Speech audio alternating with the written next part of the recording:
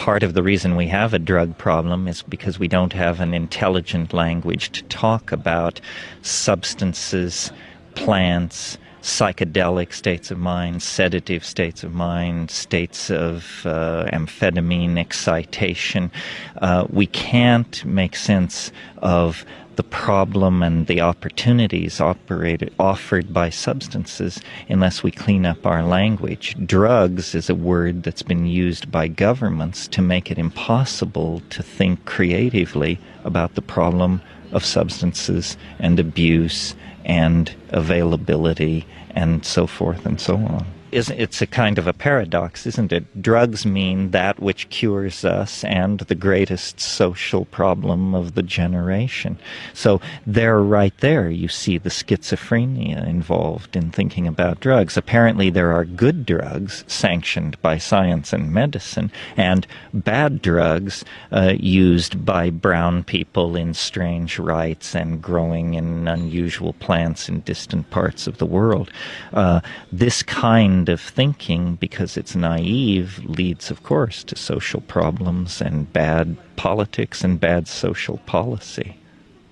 From the time I was very young, I was fascinated with the idea of extremely dramatic changes in consciousness from which one recovers after a few hours, induced by plants. And I discovered through the writing of Aldous Huxley and other people that this was a worldwide religious and cultural phenomenon that my own Catholic middle-class upbringing had completely overlooked and denied, and I've been fascinated with it ever since. The fact that these things have been illegal in most countries for 50 years means there is a huge lag in understanding the impact of these things on human beings. How many people have taken MDMA, and yet MDMA has not been thoroughly studied by science? How many people have smoked DMT? Same thing. In a way, by making these drugs illegal, we're setting ourselves up for a potential catastrophe someday when some side effect is overlooked because the drugs were not rationally reviewed with an eye not toward keeping them out of the hands of the public, but with an eye toward public safety and educating the public in safe use of these things. The state should not, in the matter of drugs, any more than in the matter of sex, act as the secret agent for the agenda of the church. And that's what's happening. People want to stimulate themselves. They want to explore their consciousness. They want to sedate themselves.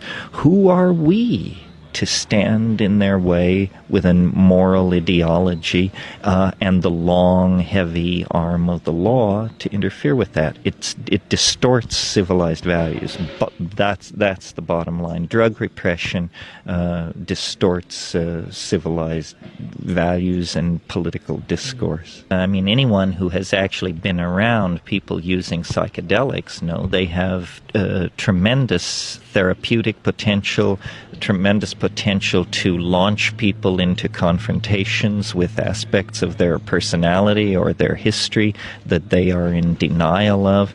The people who hold that these psychedelic substances have no application have very little actual personal experience with them. It's the old story of my mind is made up, don't confuse me with facts.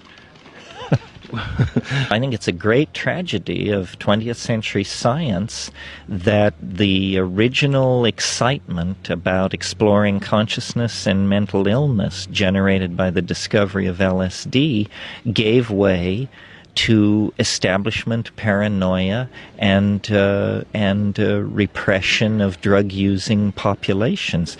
The excitement in psychology when LSD was first introduced was like the excitement in the physics community when the atom was smashed, and everybody thought, well, now we'll understand mental illness, schizophrenia, the memory, so forth and so on. And instead, the government lost its nerve because it saw that these substances have a potential for deprogramming people to institutional values. And that was so terrifying that all the promise for mental illness and creativity studies and so forth and so on was sacrificed to institutional paranoia about the fact that drugs might actually cause people to wake up to some of the abuses and scams that were being run by late modernism and capitalism. These are not particularly interesting in terms of drugs, but they're certainly bizarre. When I take psychedelics, I always do it in a shamanic style, usually at night, usually alone, in nature if possible, and then I watch. I pay very close attention. I use my mind as an alchemical vessel for carrying out observations on the union of spirit, my personality, and matter, the physical matter of the substance that I'm ingesting.